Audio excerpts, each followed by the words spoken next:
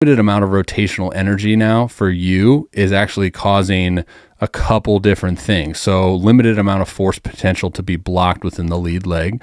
And now you kind of just get stuck into this pattern of, instead of, we talked about this in the lesson, right? Where instead of pulling your arm through as your trunk then initiates its rotation, you kind of just complete trunk rotation by pushing the elbow into release, which now restricts you from an extension standpoint. And I know your arm slot is a little bit lower, so it's going to look differently.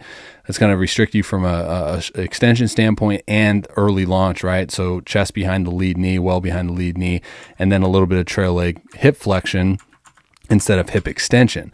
So then for me, I take you into your initial move, right? So I look at the initial move of the delivery, because look, man, like a lot of this stuff is trial and error. And I even have essentially three delivery adjustments for you. So, for me, it's okay, then how does this problem get solved? Because we need to essentially, we know that we need to segment better, right? The actual movement of the segmentation, we need to do that better.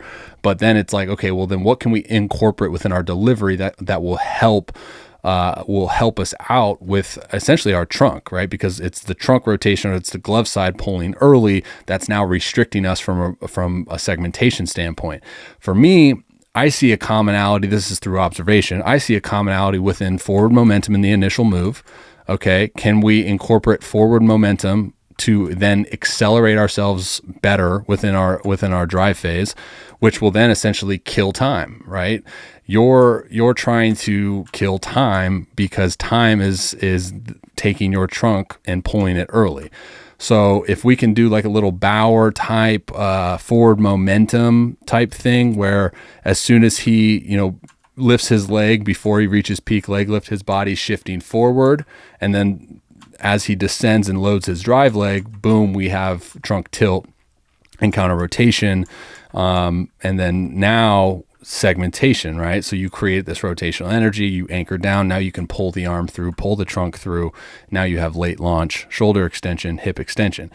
Obviously there's these movement patterns that need to be optimized, but I always look at like, okay, well then can we incorporate some things within our delivery that will help with the actual movement? Because as you know, and as I know, these movements are tough to obtain, right? Like it just doesn't happen overnight.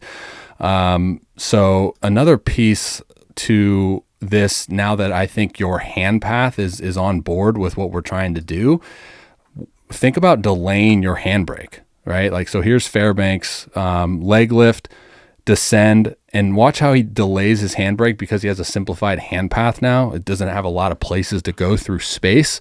So he can delay his hand path for a little bit longer, which keeps his trunk neutral, right? So it counter rotates his trunk, and it kills some time. It takes away some time for us to go through the series of movements of our front side, and then how that initiates rotation. So boom, now he's at full glove side rotation, and now he's coming down, and his trunk rotation is still going at the same rate. If we look at just the timing of everything, it's just he found a way to kill some time throughout that phase. So when we look at you have a very simple hand path, very similar to him, very early hand separation descending from your leg lift. So now you're at full hand separation, almost at the middle of your drive phase. So you have a lot of space to cover and a lot of time to do that. So that's why I think, maybe we can look towards a delay of the hand path type thing that will essentially, look, we're looking at 2 frames, right? If we can kill 2 frames, and a lot of this has to do with the slope, a lot of timing on the slope. And then third thing, dude, is I look at your long toss and I look at the way your drive leg gets loaded in your long toss. And can we delay your trunk from initiating its rotation early? I've been looking at a lot of guys and their ability to counter rotate descending from leg lift. So here's Bieber. This is the move I'm talking about. Okay. And this is what you actually do in your long toss. And if you look at your long toss video, watch how your drive leg pattern, your drive leg loading pattern cleans up exponentially, which again is just another time factor. All right. So descending from peak leg lift, see how his trunk, see that movement right there of his trunk as he descends. So neutral here. And now as he descends to separate his hands, his hips are going to shift, pelvis shifts, it's tilting, but now his glove side is going to counter rotate his trunk. So now you're going to even buy more time as you come down to anchor point, which is going to give you even more ability to segment. Now Bieber's fun to watch too, because he gets so much acceleration going into his front foot strike. Just watch how your trunk kind of counter rotates here, and now a little bit exaggerated tilt as well, but your pattern of your drive leg, the loading, cleans up instead of just kind of collapsing a little bit early. So again, that's, you know, something personally that I play around with a lot as well. Tilting, counter rotating, help load up your hip.